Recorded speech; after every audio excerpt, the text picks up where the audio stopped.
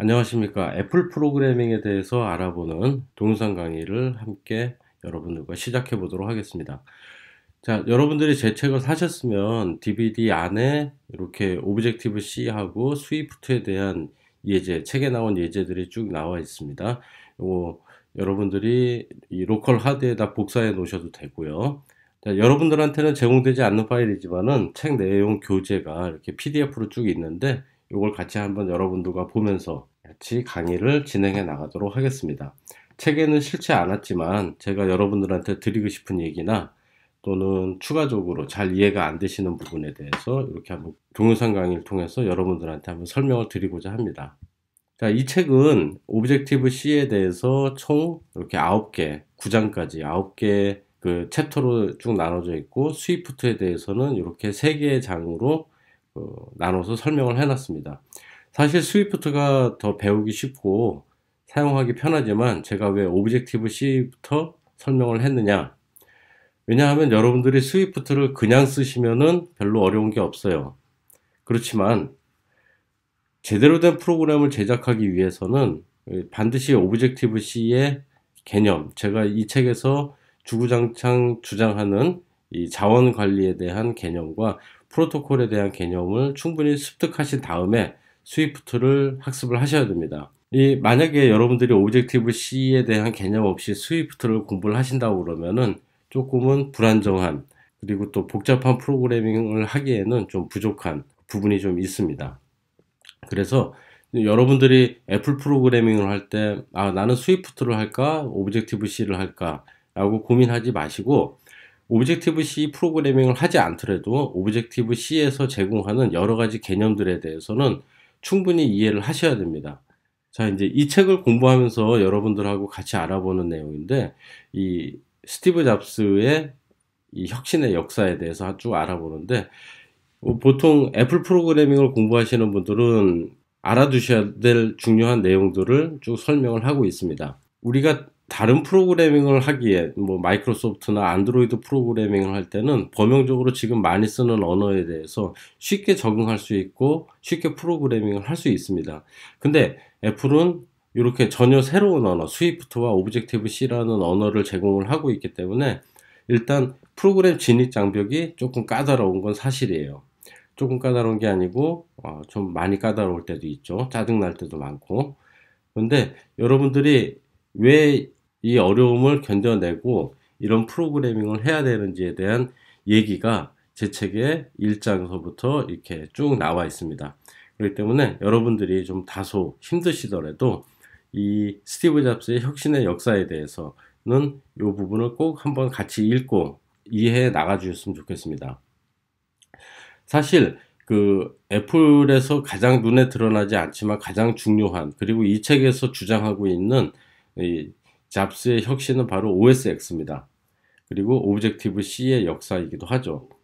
이 혁신을 이해하고 있느냐가 진성 애플 사용자냐, 아니면은 그저 애플을 쓰기만을 좋아하는 사용자냐를 나눌 수가 있는 것이죠. 여러분들이 바로 이 OSX의 특별함과 OSX를 여러분들이 다룰 수 있는 단계가 되면은 이제 확실한 애플 프로그래머라고 불릴 수가 있게 되는 것이죠. 이제 마지막으로 이 프리페이스 서문에 대해서 마지막으로 말씀드리고 싶은 거는, 클라이언트 서버 시스템까지는 마이크로소프트가 상당히 주도를 했습니다. 그리고 아직 우리나라에서도 마이크로소프트 프로그래밍 환경이 대세를 이루고 있는 거죠. 그래서 이제 우리가 윈도우즈 PC에서 프로그램을 짜고 서버 PC에서 이 프로그램을 처리하는데 주로 이제 데이터베이스를 쓰고 있겠죠. 이걸 데이터베이스에 접근해서 처리를 해주고, 클라이언트는 그때그때 여러분들이 짠 코드에 맞게 동작을 하게 됩니다. 이것은 이제 우리가 과거 이제 2000년 이전에 클라이언트 서버 시스템을 구축할 때 주로 이런 형태고, 서버가 하는 역할은 주로 DB 서버였었죠. 주로 이런 형태로 프로그램을 했습니다.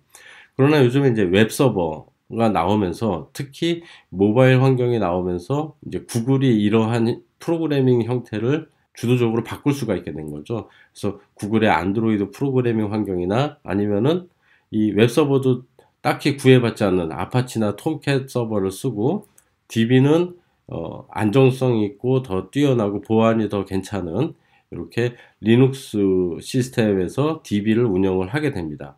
그리고 이제 PC 브라우저, 그러니까 클라이언트의 어떤 프로그램을 설치하고 그럴 필요 없이 그냥 단순히 크롬 브라우저를 통해서 웹서버에 접근하고 웹서버는 DB에 접근해서 이렇게 처리를 해줄 수 있는 이런 시스템들이 나오게 됩니다. 이런 시스템이 급속하게 성장할 수 있었던 거는 바로 이 모바일 브라우저 때문에 그렇죠. 그래서 PC에서 하던 일을 길거리 다니면서 모바일로도 충분히 할 수 있게, 처리를 할 수 있게 해줌으로써 많은 사람들이 이런 그 웹 브라우저를 통한 처리 형태를 원하게 됐습니다. 이거는 이제 스마트폰이 나오고 또 웹 브라우저가 활성화되면서 이제 최근에까지의 개발 환경이 되겠죠. 그 다음에 이제 앞으로 지향하고 있는 환경은 무엇이냐? 바로 이제 클라우딩 시스템입니다. 여러분들이 클라우드라고 생각하면은 단순하게 가장 먼저 떠오르는 것은 이제 우리가 그 구글 드라이브나 아니면은 애플의 아이클라우드 같이 이제 여러분들이 로컬에서 쓰는 파일들을 클라우드에 저장해 놓고 같이 동시에 백업을 저장해 놓고 어느 한쪽에 문제가 생겨도 한쪽 시스템이 이것을 백업을 해줄 수 있는 이런 클라우드 시스템을 요즘 많이 떠올리게 되실 텐데, 사실 이거는 클라우드 시스템이라기보다는 일종의 그 변형된 클라이언트와 서버 시스템이라고 보는 게 더 맞을 것 같아요. 제 생각엔. 이제 진정한 클라우드 시스템을 표방하고 있는 것 중에 요즘에 나온 것이 바로 비트코인이죠. 비트코인 같은 것이 거의 완벽한 클라우드 시스템이라고 볼 수가 있습니다. 이런 이제 미래의 클라우딩 컴퓨팅 환경에 도래하게 됐을 때는 어떤 문제가 생기게 되냐면은 서버와 클라이언트 PC 또는 클라이언트 이 모바일 이런 것들이 구별이 없이 통합된 프로그래밍 환경이 필요해요.